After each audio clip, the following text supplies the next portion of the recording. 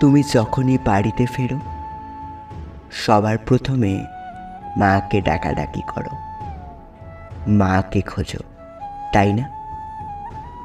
আমাদের অনেকেরই এই অভ্যাসটা থাকে, কারণ আমরা মায়ের কাছ থেকে হ্যাঁ বল এই কথাটা শুনে অনেক শান্তি পাই।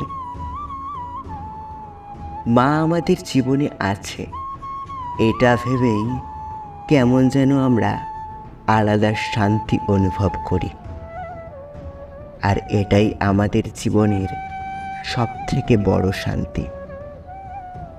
তুমি যতই রাগ করো, চিৎকার করো, অভিমান করো, তবুও যখন মা রাগ করে কথা না বলবে, ভেতরটায় কেমন যেন একটা চাপা কষ্ট অনুভূত হয়।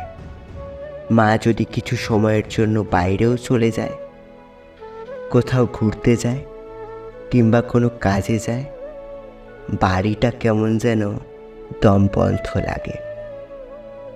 মনে হয় ইস, মা কেন বাড়িতে নেই, সামনে থাকলে কত ভালো হতো। বাড়িতে বাবা, ভাই, বোন, জেঠু, জেঠিমা যেই থাকুক না কেন, মা বাড়িতে না থাকলে কেমন যেন খারাপ লাগতে শুরু করে।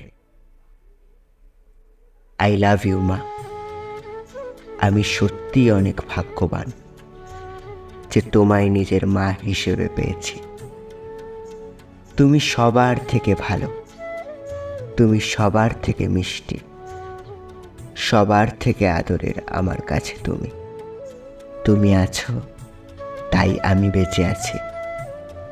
তুমি না থাকলে হয়তো আমিও থাকতাম না।